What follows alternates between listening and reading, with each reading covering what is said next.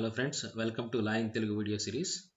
ఈరోజు వీడియోలో మనం క్రిమినల్ రూల్స్ ఆఫ్ ప్రాక్టీస్లోని రూల్ 60 గురించి తెలుసుకోబోతున్నాం. రూల్ 60 ఏమని మాట్లాడుతుంది? Complainant how to be described in charge.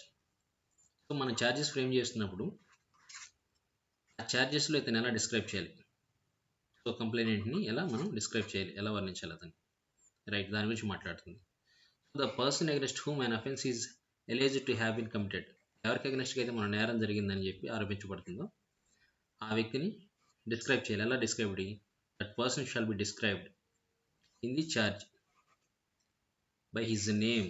ఎలా? By his name, not by his accidental position in the case as a complainant, prosecutor or witness. So మనం ఇచ్చేటటువంటి నేమ్స్ ఏవైతే అతను ఫిర్యాదుదారుడా, లేదంటే ప్రాసిక్యూషన్ వైపు నుంచా, లేదా విట్నెస్ సాక్షి, ఆ నేరం జరిగిన కారణంగా అతనికి ఏర్పడినటువంటి పొజిషన్ ఏదైతుందో దాన్ని బట్టి కాకుండా అతని ఒరిజినల్ నేమ్ ఏమైతుందో దానితోనే మనం అతను సంబోధించాలన్నమాట. సో ఆ పేరుని మనం మెన్షన్ చేయాల్సి ఉంటుంది అది ఫ్రేమ్ చేస్తాం, రైట్.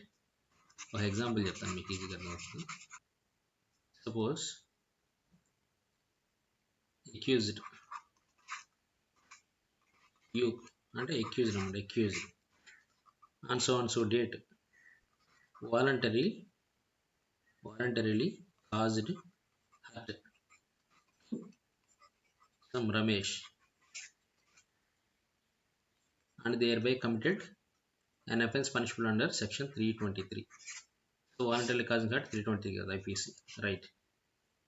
సో ఇక్కడ ఈ రమేష్ అని మనం క్లియర్గా మెన్షన్ చేసాం అనమాట. సో ఎవరికి అగెన్స్ట్గా నేరం జరిగిందనేది మనకి స్పష్టమవుతుంది అనమాట. సో అతను కంప్లైనెంటా ఆర్ విట్నెస్కి వస్తున్నాడా లేకపోతే రెండిట్లో ఉన్నాడా, మనకి ఈ యాక్సిడెంటల్ పొజిషన్తో సంబంధం లేదనమాట. సో అంబిగ్విటీ ఏది ఉండకుండా క్లియర్ చేయడం కోసం అతని నేమ్ క్లియర్గా మెన్షన్ చేస్తాం దీంట్లో, రైట్.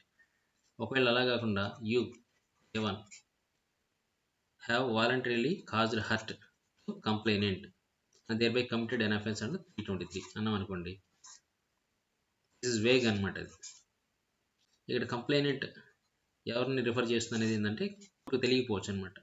అంటే ఇక్కడ పర్టికులర్గా నేమ్ మెన్షన్ చేయాలని చెప్పి ఈ ప్రావిజన్ చెప్తుంది అనమాట, రైట్.